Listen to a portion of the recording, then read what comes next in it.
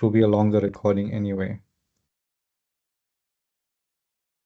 Oh, is it happening?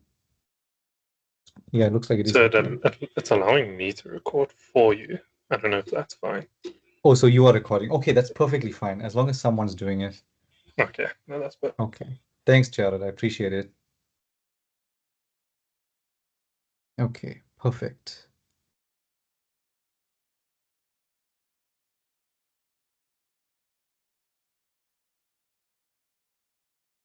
All right. Why do you fail me, Teams, every time?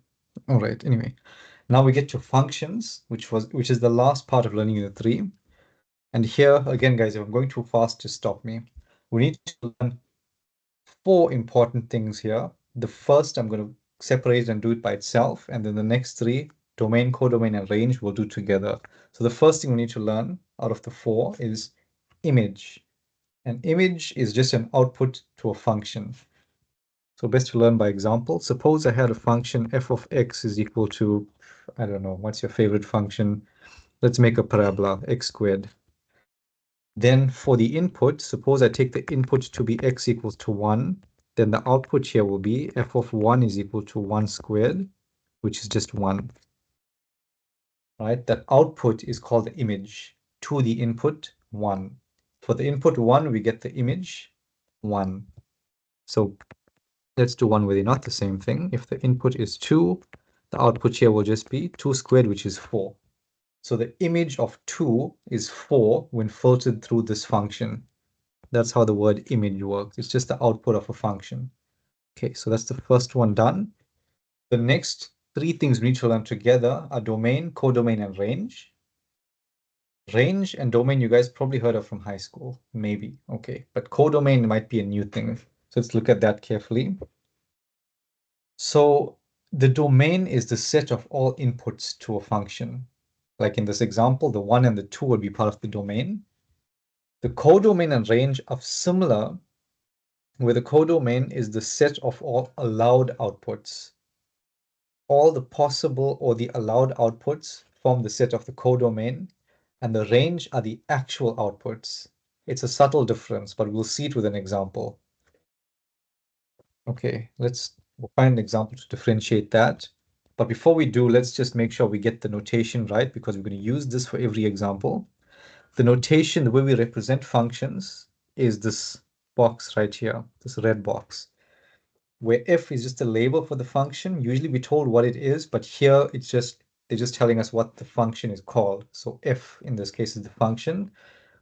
This first part here, x, will tell you what the domain is. So for example, it could be the real numbers, integers, it could just be some set which they will specify, whatever, right? And this is the codomain right here, the y. This is the codomain. The range is usually something we will have to work out based on this and based on being told what the function is. So I'm emphasizing this because every time you see this form here, you see f something to something. You need to be able to read from this form what the domain and the codomain are, right? And you may not always be given f, you may be given g or anything. They will label it anything. Just as long as you see this format, you must know that the part where x should be is the domain, and the part where y is the codomain, right? Here's an example right here to make it clear. We see here the same form, and if I asked you here, see the question at the bottom, what's the domain, what's the codomain, what's the range? So the domain here is just given by this first place here. Exactly as we said, you just read it from here. You don't have to work it out. We are told here that the domain are the natural numbers. So that is the answer here. What's the domain? It's just the natural numbers. And just to emphasize the idea in our head that we're still looking at sets theory here, that will look like this. It's a set 0. No, sorry, it doesn't start from 0. It starts from 1. 1, 2, 3, dot, dot, dot, and so on. 1 to infinity, basically, but it is a set.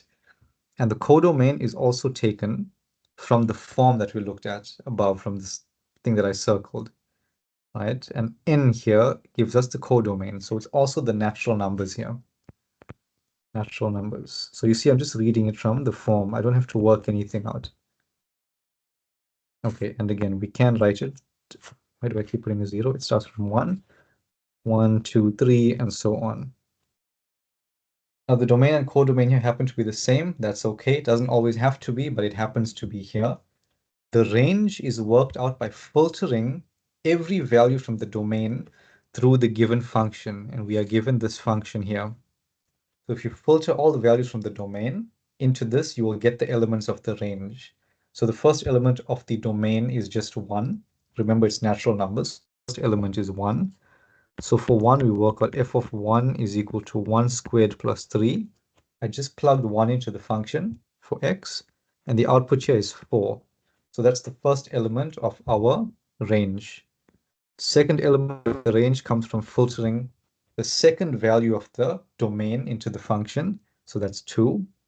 So f of 2 is 2 squared plus 3, which is 4, 5, 6, 7.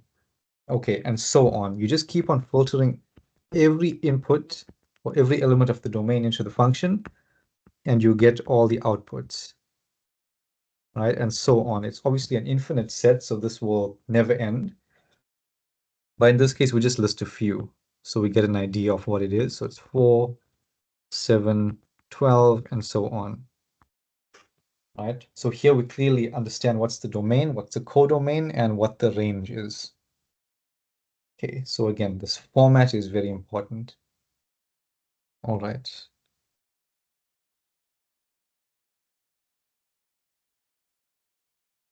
Okay, so we have an example here. Find the domain, codomain, and range for the following functions. Rather just for the following.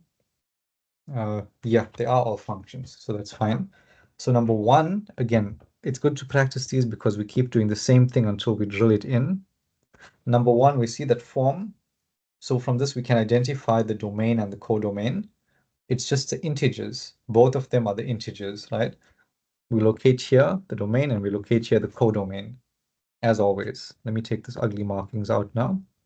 So the domain here, for number 1, the domain is just going to be the integers, which we can write like this, dot, dot, dot, -2, -1, 0, 1, 2, dot, dot, dot, to negative and positive infinity. Or we could just label them as integers, but anyway, I'm just emphasizing so we can see that this is set theory. Codomain, in this case, happens to be the same as the domain again. So again, -2, -1, 0, 1, 2, dot, dot, dot. Okay. And the range is given by filtering all the inputs or all the elements from the domain through the function to get the outputs. That will give us the range. So again, this is infinite set, so we just have to select a subgroup of the domain to do this. So let's first do -2. If I filter -2 into the function, I will get, where's our function? There's it right here. You will get 3 times -2, which is -6. Similar for -1, filter that in, you get 3 times -1, which is -3. I'm just going to do 3 of them so you can see the pattern here.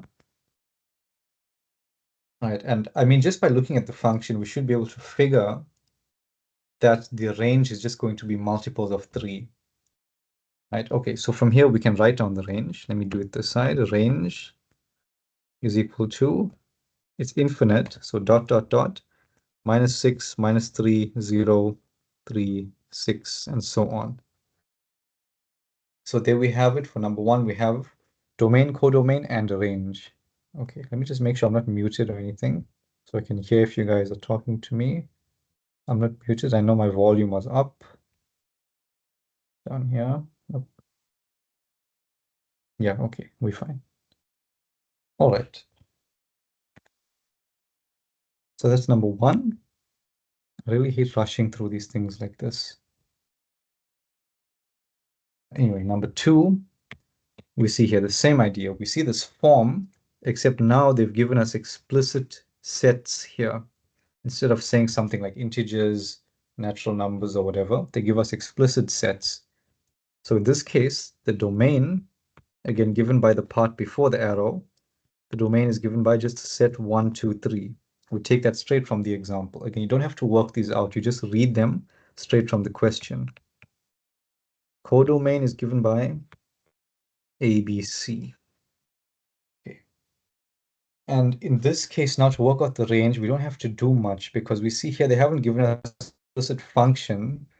They've given us the outputs after filtering through the function, right? Kind of like it's as if we worked it out, but they've done it for us. But we don't know what the function looks like, but it doesn't matter. We don't need to know. We just need to know what the output is corresponding to a certain input. So all these outputs here will form the range, right? The work's done for us here. So the range is C, A, A. Right? I just took it straight from what they've given us. And remember, in set theory, order doesn't matter and repeats don't matter. So we can write this as CA. We don't have to repeat the A. And you can make it alphabetical if you want to make it look nicer. AC. That's all completely equivalent. So there we have it, domain, codomain, and range. Okay, and number 3. Again, I want to go through all of these just to make sure because they're all different in some way. We have to make sure we get these. So number 3, the domain and codomain, it's clear. We just read it straight from the form given in the question. 1, 2, 3 is the domain. Codomain is also 1, 2, 3. No problem. And the range here, we just read it from this weird diagram form that they give us. This diagram tells us that if you input A into the function, sorry, why am I saying? If you input 1 into the function, you follow the arrow to the output is 2. So for the input 1, the output is 2. The outputs are what we're interested in, right? So the output 2 is the first element of the range, and so on. You just keep following the arrows to the end and seeing what output you get, right? And again, order doesn't matter, repeats don't matter, so we can just write this as 1, 2, 3. So here, domain, codomain, and range are all the same thing. This looks terrible. Let me correct that. Okay, so that's done. What else is important? So this is a weird notation you'll see sometimes to represent domain and codomain of, sorry, domain and range of a function. Sometimes you'll be given stuff like this. Just another way to represent a function. I think we'll see that in a few examples maybe. Okay, which of the following diagrams represent functions? I'll go through this relatively quickly as well. So again, we always see, let's label these maybe. Let's call this 1, we'll call this 2, and this 3. So from 1, 2, and 3, which represent functions is what we need to figure out. Now I think, let me try and remember word for word. The definition of a function was something along the lines of it assigns each input exactly one output. So no more than one output. You cannot have more than one output per input. If you have more than one output per input, it's not a function. And I immediately spot something like that right here. We have more than one output for one input, so number 2 is not a function. Just spotted that immediately because it stands out. So I'm just going to say no to that immediately. But before I get ahead of myself, let's look at number 1. We see here the same format. It tells us the domain and the range.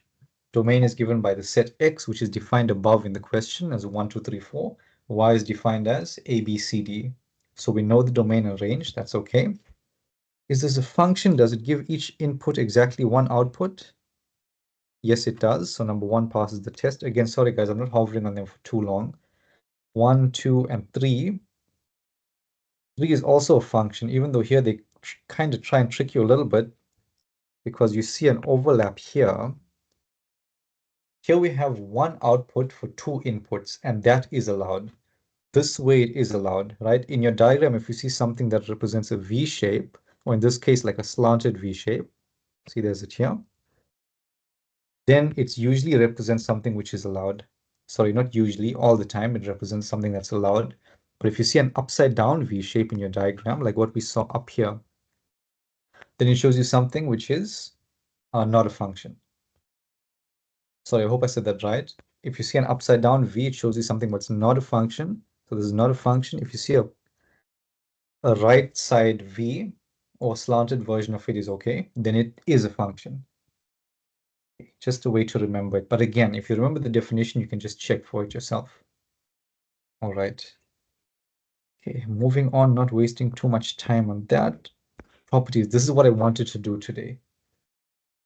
There's 3 things we need to learn, and I'm going to try and shorten it to 2, and we'll learn the last one as a bonus, right? We'll see if we can make that happen. So we have to learn this thing called surjection or a surjective function. How do we define a surjective function? We also need to remember that another word for it is onto. So if you are told that a function is onto, it means it is surjective. All right, so what does it mean to be surjective? Well, it means, well, here's the definition. Let's see if this helps us. When everything in the codomain is in the range, we say the function is onto or surjection or surjective. So basically, when the codomain and range are the same set, that's what we need. So forget about the words here. This is all we need. We need the set. I'll write it like this. Codomain equals range. Then it is surjective. So that's what we need to check. Right? And we see in these two diagrams below. It's a weird way to visualize it, but anyway, it works. So we see here, what's on the top represents the domain, right? Up here represents domain. At the bottom are all the elements of the codomain, right? And we see here, everything at the bottom is pointed to by an arrow. If it's all pointed to by something, it means it's the output of the function. So the set of the codomain is down here. And the fact that they are all pointed to means they are all outputs of the function. So it means the codomain and the range here will be the same thing.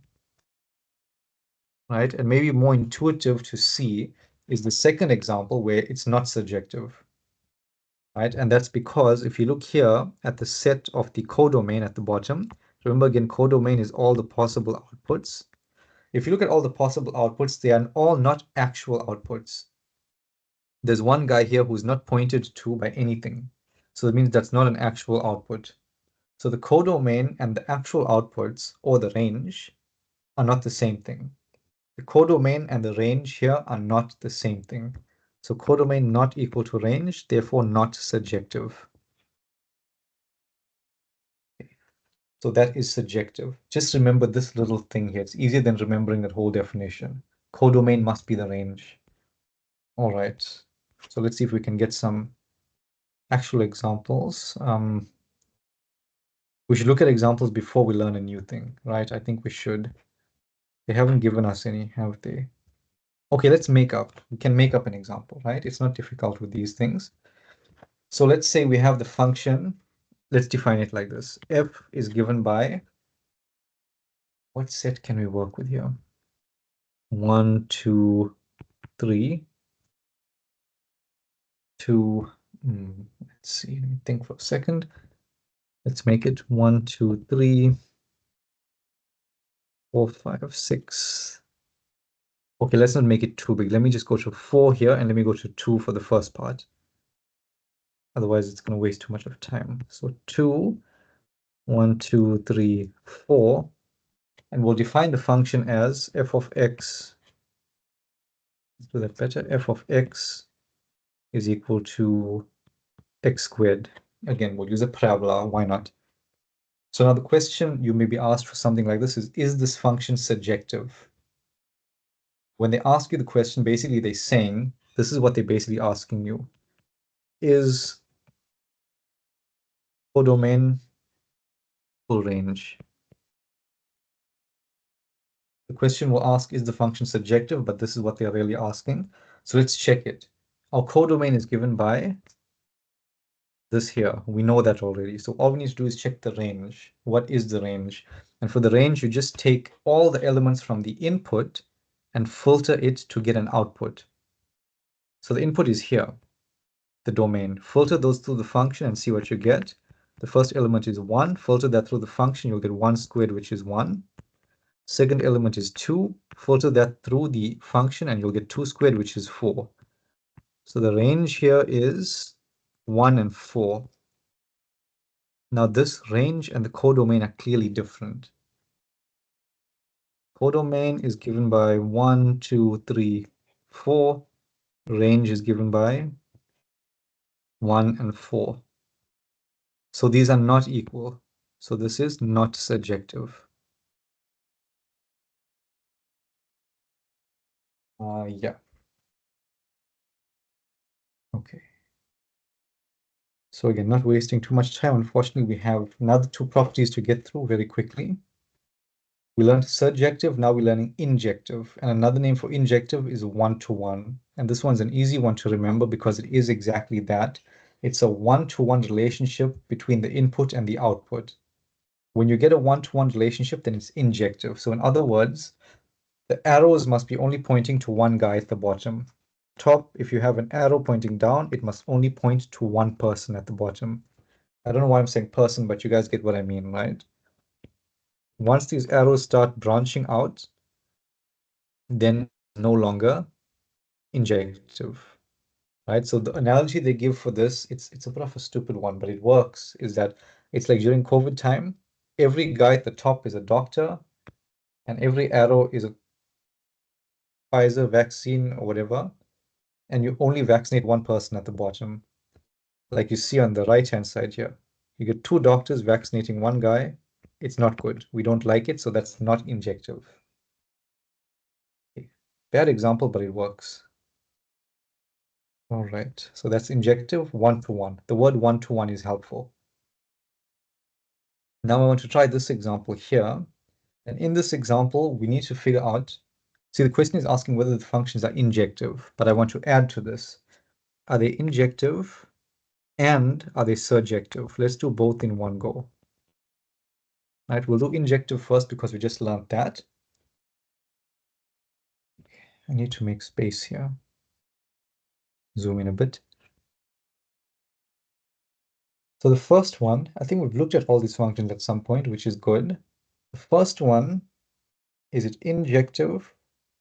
I don't think so, but let's make that clear. Let's look at the inputs here are just the integers, right? So let me see if I can, let me write it like this. So it's similar to the diagram form. -2, -1, 0, 1, 2. Those are the inputs. And the outputs or the range are given by filtering your inputs through the function, right, which is given here. So if I filter all these inputs through, I will end up getting things like -6, -1, 0, 1, 2, and so on. Remember, these are infinite. So I'm just drawing these in the diagram form. Now, if I were to draw the arrows here, the input -2 is connected to -6. Input -1 to -1, 0 to 0, 1 to 1. Oh, sorry, guys. It's supposed to be -3, right? I'm filtering through the function. And the function is here, right? My apologies. I'm doing it quickly.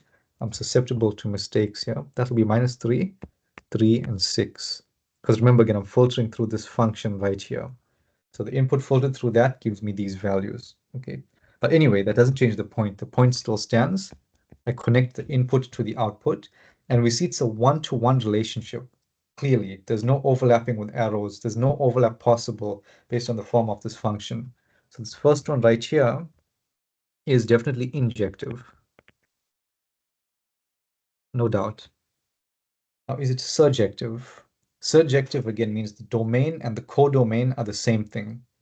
So we've worked this one out already. In fact, I think we've shown it is not surjective because the domain, sorry guys, the codomain, these words are so similar. Codomain and the range given by what I just worked out here at the bottom, -6, -3, 0, 3, 6. So this here at the bottom is the range. I'm just going to write it here. And this that I've just circled on the left, put a double circle so we can see it again, is the codomain. If the codomain and the range are the same, then it's surjective. But clearly here they are different. The integers or the codomain is not the same as -6, -3, 0, 3, 6. Those are different sets. So this is not surjective.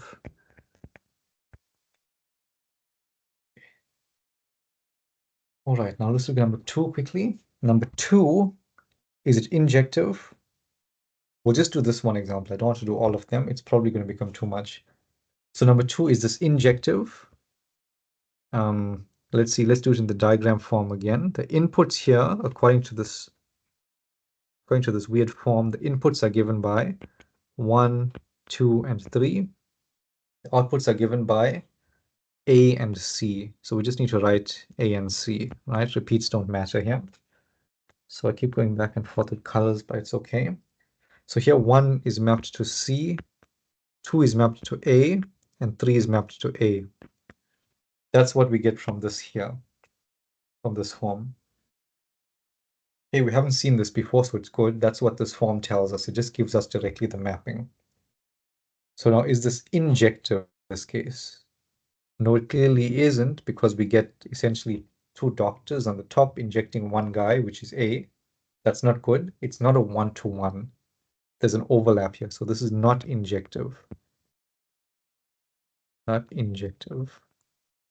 Is it surjective? Meaning, is the codomain the same as the range? Well, the range here is just AC. The codomain is, where is it? It's given here, right? This is always the codomain. So this is not the same as AC. This is a different set. It's just missing one element, but it's still different by one element.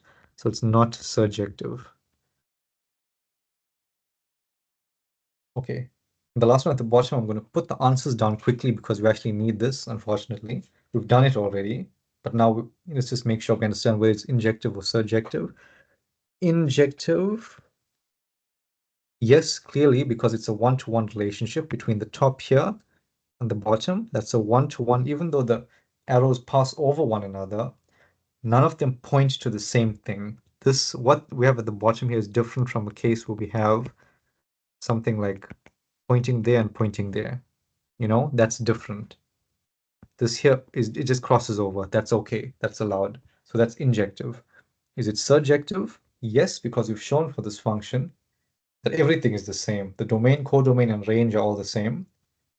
So for surjective, we just need codomain and range to be the same. So this is surjective. Okay. And now I've done it this way so we can save ourselves a bit of time, not needing to do another example, because there were three things we had to learn. One was injective, one was surjective, the last is bijective. A bijective function is defined as a function which is injective and surjective at the same time. So not really a new thing to learn, just building on what we already learned. So if it's injective and surjective at the same time, then it's bijective. And number 3 is clearly an example of a bijective function, injective and surjective at the same time, and none of the others meet that criteria. Yeah, some of them, no, none of them meet the criteria. Okay, so that's bijective. And again, that's repeated down here. You guys can read that. I uploaded the slides already, so you guys can read that in your own time. Which functions are bijective? We just did this example. Inverse image, last thing we need to do. Okay, with 2 examples. Okay, in fact, let's just go straight into the examples, not to waste time here. So the inverse image is just a way of going backwards, essentially. It asks the question, what inputs were required to get a certain output? Okay, so like in this question here, it says consider the function given by whatever. It says find the complete inverse image of each element in the codomain. The codomain, right? The codomain is this part here. We keep drilling this in. That's codomain. So what is the input that went in to give us each element is what it's asking, right? Usually we go the other way. We go from domain to codomain. This time we're going backwards. So that's an inverse image. So according to the question, we need to work out the inverse image of all the elements in the codomain. So we'll start with A. So what input went in to give us A? Right? According to this function diagram that we see here, remember this is, it's as if arrows are here. Okay, no, sorry. Let's not confuse things.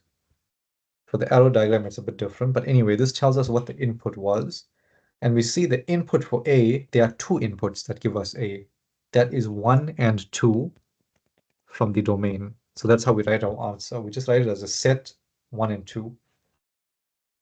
Similarly, for B, for the output B, the input that went into that is just 3. There's nothing more, right? So we've done the A, we've done the B. Let's now do the C. The input that gives us C is just, well, there's 3 things here, 4, 5, and 6. That's the C. And finally, the D, the input that gives us D, I don't actually see any. So there's nothing there. So the answer, if there's nothing, is just empty set. Or you can just open and close the set brackets. So that's how you get an inverse image of something. And now we do a slightly more sophisticated example of the same thing, here dealing with integers and a better defined function. Okay, so here we are given a function. Why is it going over a line like that? It's a bit weird. Okay, so here's the function. V of n is equal to n squared plus 1. And we asked to find the inverse image of, well, these things right here. Okay, we can do them. Let's start with 1. The inverse image of 1. In other words, this is asking what input goes into the function to give me the output 1. So the input has to be n here. N is the only input that goes in. So what value of n must go in to give me the output 1? That's the question. And now this just becomes a solve for x kind of problem, or solve for n in this case. So we can do that quickly. N squared is equal to, take the 1 to the other side, I'll get a 0 here. Square root both sides, we'll get n is equal to 0. All right, now that's almost the end of it, but we have to write the answer like this. G minus 1 of 1 is equal to a set with a 0 in it. This is not the same as the empty set, because 0 is an element in the set. And we can check this answer. If you plug 0 back into the function, do you in fact get 1 as an output? Look at this function here, plug 0 in. Do we get 1 as an output? 100% yes. Very clearly, plug n as 0, and we get 1 as an output. Okay, so that works. That's good. Let me just do one more. I'll do the last one. G minus 1 of 10 is asking the question again, what input do I need to put into the function to give me the output 10? Okay, so solving for n will get you n squared is equal to 9. Take the square root of both sides will give me n is equal to plus or minus 3. So then simply the answer becomes G minus 1 of 10 is equal to a set with minus 3 and 3, right? Because minus 3 and 3 are both answers here. There are two answers. When you take the square root of something, the answer is plus minus something, which means the positive version and the negative version are both answers. Okay, so that's the answer to the inverse of 10, or the inverse function of 10. What input went in to give us 10? Okay, so that's the end of learning unit 3. Let's see if we can at least get started with learning unit 4. A lot of stuff to go over. Okay. Introduction to counting. So learning unit 4, we're going to start with what's called counting, which sounds simpler than it is. It has a lot to do with sort of combinatorics and different ways of working out complicated counting problems. And we'll look at some examples here of what those problems could be. Like the first one here, this first bullet point tells us, for example, in a group of 10 people, if everyone shakes hands with if everyone shakes hands with everyone else exactly once, how many handshakes took place? Right? It's like weird questions to answer, but things that are difficult to intuitively work out in your head. So this will give us some methods to work these things out. And this will become more useful later, I think, when we're working with binary combinations of things going together, sort of in logic gates and stuff like that, which we probably don't even get to in any depth. Okay, but anyway, that's where this is going. If ever we need to know where this is going, that's where it's going. Even if not this year, maybe in another module, you guys will see those parts. Okay. Additive and multiplicative principles. Let's try and at least get started with these things. So we learn this with an example. Immediately we'll start with this example, which is in this text right here. So it's embedded here. So let me just read this quickly. Consider this rather simple counting problem at Red Dogs and Donuts. So that's some kind of cafe or restaurant or something.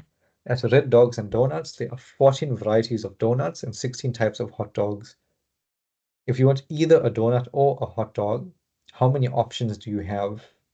Okay, and this one's not so difficult to work out because if there are 16 hot dogs and 14 donuts, it's as if you're looking at a menu, some kind of menu, and at the top here we have hot dogs, And how many items are there? 1, 2, 3, 4. There's 16. And the second half of the menu says donuts. 1, 2, 3, 4. And there's, what is it? 14. 14 different varieties. So the question is basically asking, if I look through this menu and I were to only select one item, how many options do I have? And that's not too difficult to work out. It's just the sum of the number of items. So there are 14 donuts and 16 hot dogs. We just add them together and we say there are 30 options. So that's where the principle comes in to kind of formalize this idea, make it a little bit more mathematically sounding. So the additive principle says that if event A can occur in M ways, in this case, event A would be picking a dog, and event B can occur in N ways. In that case, this is picking a donut. The word disjoint is important because disjoint means A and B are not related to one another. So picking a hot dog does not relate to how I would pick a donut, even though in reality it might. You guys get what I'm trying to say here.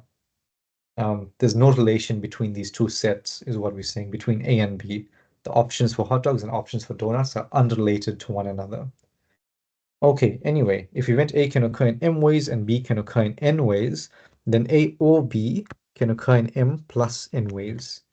Right? That's what we just did with hot dogs and donuts. We just added the number of possibilities together and we got the answer. Okay, so I've structured this like this, where we do one example uh, per new concept, or at least one per new concept. So this is the additive principle, and we've covered that example. So if you ever get confused, go back, try and visualize this example. It's very helpful to study that way. Okay, another additive principle example is if I ask you guys, let's see, how many two-letter words start with either A or B? And this is a bit of a weird one because a two-letter word here we define as just any combination of two letters. It doesn't have to make sense. It doesn't have to be a known word. So how many two-letter words start with either A or B? So let's look at it. Let's just try and list a few out. If I start with A, then I could have AA, that's a word. I could have AB, AC, AD, dot, dot, dot, dot. How many options like this can I have? Well, the option is the same as the number of alphabets that we have, right? Which is 26. Because we're basically just listing the alphabets after the A. And for B, how many options do I have? Well, BA, BB, BC, and so on. Same idea here. Corresponds to the number of alphabets, which is 26. So just like we did before, the number of possibilities of A happening, which in this case is this part here, and for B, it's just this part here. The answer is just the sum of these two, right? That's the number of combinations you can have here. So it's just 26 plus 26, which is 52 in this case. Okay. All right, let me just make sure. Okay, that's fine. So now we will learn something called the multiplicative principle, which I've used this example because this shows you how it kind of expands from the additive principle. It's a way to simplify the idea when adding becomes too much of work to do. So in this case, we are looking at an example that says, suppose you are going for some milkshake. You can pick one of 6 milkshake choices and one of 4 toppings. So how many choices do you then have? And this will first try to visualize it intuitively, very quickly, because these things very quickly get confusing. So if I had a milkshake, which I'll draw as a cup here, I guess, 6 milkshakes, 1, 2, 3, 4, 5, and 6. And for each milkshake, we have 4 toppings that we can choose. So I'll visualize that as, what could that be? I don't know, like marshmallows, sprinkles, I don't know. Let me just draw them as all circles. So maybe this is marshmallows, this is sprinkles, this is whatever, right? 4 possibilities per milkshake. So all of them will have 4 possibilities. I'm just going to fill this in quickly to complete the conceptual idea. I don't know what the hell happened there, but anyway, I'm just leaving it. Trying to do this quickly. All right. So these are all the options. Every circle at the bottom basically represents a milkshake with a particular topping. So there's four per picture here. All right, so you'd agree that if I just add these together, that's the number of possibilities. That's all the milkshakes that I could have with all the different toppings. So if I just add these together, what does that give me? Let's see. That's going to be 24, if I did that correctly. And you will agree with me that because this is just adding the same number over and over again, it's the same as just saying 4 times however many times I'm adding. So I'm adding it how many times? 1, 2, 3, 4, 5, 6. There are 6 fours here. So that's the same as 4 times 6, which also gives me 24. Right, so it's 4 times 6 brings us to what's called the multiplicative principle. Okay, which is it here? I feel like it was left out for some reason. Yeah, it was left out. So let me just open it. It should be here in the module manual. I'm not sure why I didn't put it in here. MAPC. Just open the module manual very quickly. Why don't I see it? There's it here. Multiplicative principle. There's it here. This is the one. So the multiplicative principle states that if event A occurs in m ways, event A in this case is picking a milkshake, m different ways to pick a milkshake, and each possibility for A allows for exactly n ways for event B. Right? So that's basically saying that the number of each possibility for A allows for n ways. So the n ways is the number of toppings in this case, right? N different toppings per milkshake. Then A and B can occur in m times n ways. So it simplifies adding into just multiplying the number of options for both the categories together, right? Which is what we've done. Not there. No, we don't want to close that. Yeah, that's what we've done here. Okay, and this other example you guys can try at home. This basically shows you can generalize this to more than 2 subsets of events. So like here, what we've done is we looked at milkshake choices, and for each milkshake, you can have a certain topping. For each topping, you can pick another sub-topping, like a marshmallow or something. All right, so I'll just give you the answer so you can look at it at home. There's 3 milkshake options, 2 toppings, 2 sub-toppings. So the answer here will be 3 times 2 times 2. That's the number of options that you have. So that's going to be what? 4, 4, 12. Okay, so you can think about that when you got some time. Okay, number 4, multiplicative to multiply with power simplification. Okay, so this one here is a bit of a thinker. It troubles me a little bit, but I think I got it because I looked at it earlier today. It says how many license plates can you make out of 3 letters followed by 3 numerical digits? How many license plates can you make? So let's imagine the template of a license plate, which allows only 6 possibilities. So I'll write something like this, and you can have 1, 2, 3, 4, 5, 6 different possibilities. In the first category here, you can have a letter. Is that what they said first? Yes, letter, letter, letter, and then you can have number, number, number. Okay, and thinking about it similarly to how we did with the milkshake example, it becomes complicated very quickly. So it doesn't work unless you know a principle, right? Because we can imagine for the first place, we could have a letter, and that could be, I'll just draw it out to show you how ridiculous it gets. A, B, C, D, and so on. It could be any of those. For A, if you choose A for the first one, the second one could also be any letter. A, B, C, D, and so on.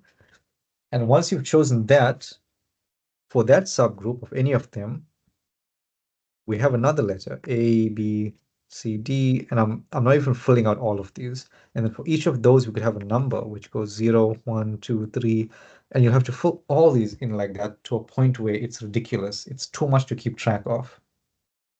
But noting that what I'm drawing here is similar to the subcategories, the way I've drawn them in the milkshake example. Everything here just forms a subgroup. So in that case, we just multiplied the number of those groups together. 6 milkshakes times 4 toppings.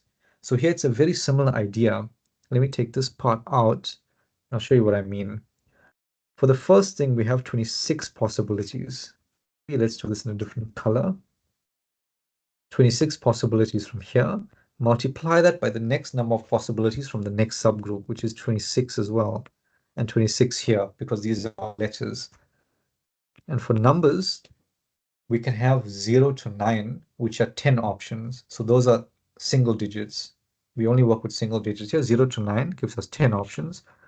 So times 10 times 10 times 10, right? And this will just give you some number. It's calculator work at this point.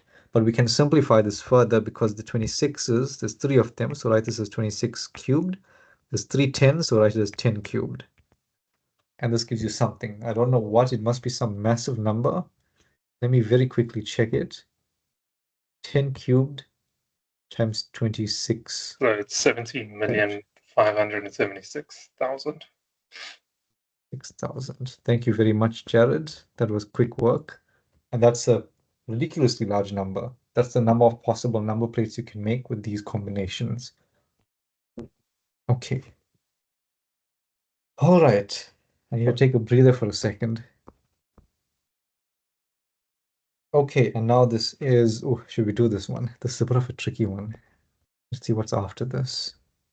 Yeah, I think we should do this one because it combines two things we just kind of learned. I don't want to leave you guys stranded with this one. I hope I don't strand myself here. This is a tough one. Okay, how many functions with this domain and codomain are there? So what is that really asking us? Again, if we were to imagine the subgrouping method for this, it becomes difficult because now a function is just a mapping. So let's see, what are we looking at here? How many ways can 1, 2, 3, 4, 5 be mapped to the outputs A, B, C, D? So let's see. Let me just think for a second. Let's write it like this. Firstly, we have f of 1 can be mapped to A, it could be mapped to B, it could be mapped to C, it could be mapped to D. Those are possibilities. And then for the f of 1 being mapped to A, for that we could have f of 2 also mapped to A, or mapped to B, or mapped to C, or mapped to D. And then for that, we could have f of 3 also mapped to A, also to B, to C, and so on. It becomes a large branching structure here. But the common thing we see is that each subgroup here again has 4 options, right? So it's going to be 4 per input of the function, right? Because each thing here is an input of the function. So it's going to be 4 times, or rather 4, 4 times 4 times 4. We keep doing this the number of times you have inputs of the function. 1, 2, 3, 4. How many inputs do we have? We have 5. They go from 1 to 5. So 4 to the power 5 is the number of functions that we can have to map this. Okay, I'm not going to waste too much of time here because this is one of those things you have to sit and think about for a while. And I'm not going to ask you guys to stress and try and get it immediately if you haven't gotten it immediately. If you have, that's good. If you haven't, it's okay. Try and look at it with fresh eyes when you get a chance. It's too much to stress and rush over in a few minutes. What else can we do before we run out of time? Counting with sets. Okay, so here we just try and take the idea of what we just did, this counting ideas, and now resembling these things using set theory very clearly and unambiguously. Okay, so this example, I've just put a lot of examples here to learn these things. So this first example, suppose you own 9 shirts and 5 pairs of pants. Let's try and do this one quickly. Then first question is, how many outputs can you make from this? And you know what, let's go immediately to set theory. Usually I do this normally the way we just did and then show how to do it using set theory, but we're short of time. So let's just immediately jump to set theory. So 9 shirts and 5 pants, let's make sets for those things. That's how we will start this. A set for shirts, which I will call S. We own 9 of them, so this will be S1, S2, S3, S4, all the way to 9, S9. Okay, pants, we are told that we own 5 pairs, so that'll be P1, P2, P3, P4, and P5. Now that we have the sets, what can we do? How many outfits can you make? That's question 1. How many outputs can you make? Okay, so this one here is probably, it's a bit of a thinker.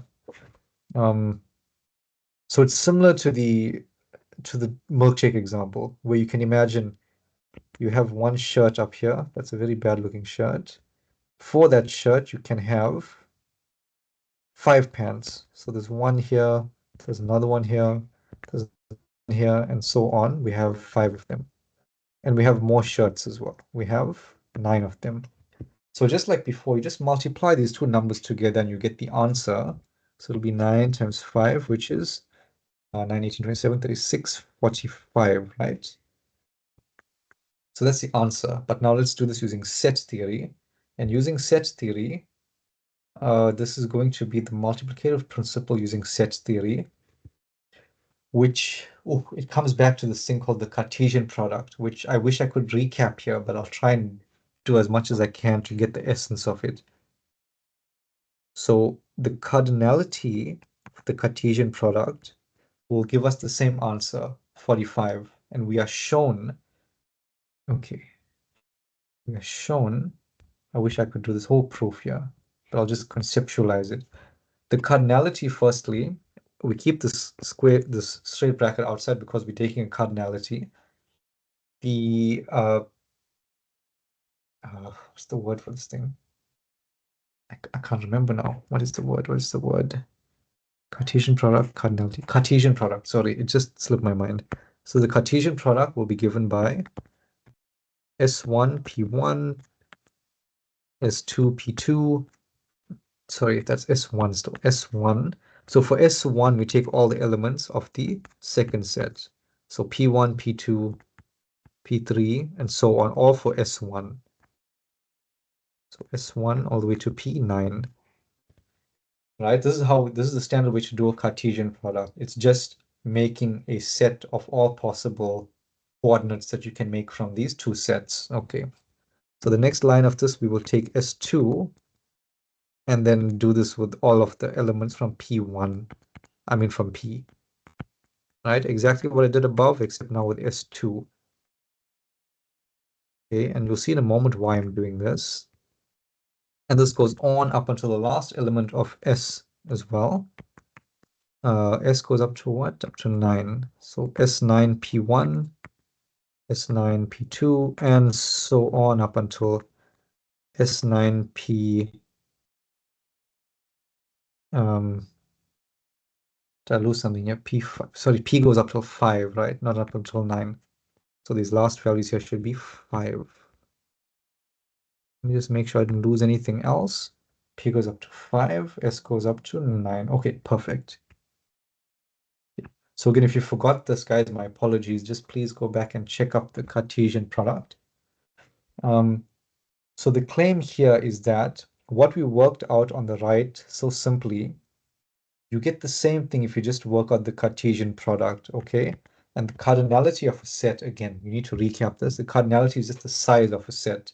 So just counting how many elements are in a set, right? So if I were to count these, this is 1, this is 2, this is 3, and so on. If you count these, that's the cardinality. That's what these straight brackets mean. So counting that gives me the output, 45, right? But another thing is that's a very lengthy process because look at the size of this set. It becomes ridiculous. To list everything out will become very lengthy. It's still possible for this because it's an okay size, but it's getting a bit big. It's getting a bit too uncomfortable. So what we are told is that this S cross P is the same as, I use the word loosely, but it's like taking the area of this kind of matrix that we just worked out, or rather this array. Because if you look at this, it has a certain size of rows going down and a certain size of columns going the other way. Or if I mixed up rows and columns, my apologies, but you guys get what I'm saying. If you count how many elements we have going down, we see downward, it's going from S1 to all the way to S9. So there are 9 elements there, right, going downward. And to make the area, we multiply that. Let me not use a cross here. That's getting dangerous. Use a dot for multiplication. We multiply that with the number of elements going across, which is 5, right, if we count them. So there's 1, 2, 3, we missed one here, 4 and 5.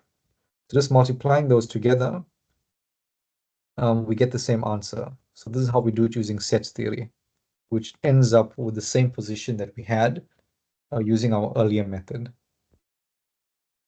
Okay. All right. And now, this was just number one that we didn't do number two yet. Okay, I'm going to do this one very quickly, guys. Sorry, just bear with me if you don't mind. Number two is an easy one. If today you wear only a shirt or only a pants, how many choices do you have? This is easy, right? If we have a list of 9 shirts and 5 pants and we pick only one item, it's going to be simply 9 plus 5. So I'll do it here. 9 plus 5 gives us 14. Okay. Now using sets theory, we use the principle here. Okay, for the same thing. It says, given two sets A and B, if A intersect B is 0, or the empty set, which is another way of saying there's nothing in common between A and B, which is true here because a pants and a shirt are not the same thing. They can't be the same thing. So this is met. So this is a condition that must be met to use the rule that says A union B is the same as A plus B, or the cardinalities of these things rather. A union B, right? Because A union B, the reason we're doing that is because we're essentially working on the union of the two sets. The union is just combining the two sets together, right? We're combining 9 and 5 together because we want to see what our list of options looks like. So for number two, the list of options is just given by S union P, which we are told is S plus P, or the cardinalities of S plus P. And we know that that is just 5 plus 9, which is just 14. Okay. All right, guys. Sorry for the rush, as always, but yeah, I think that's a good place to stop today. We've covered more than I hoped we would, which is good. Let me stop the recording, and then I'll open the floor up to questions. Or maybe I'll stop the recording after that.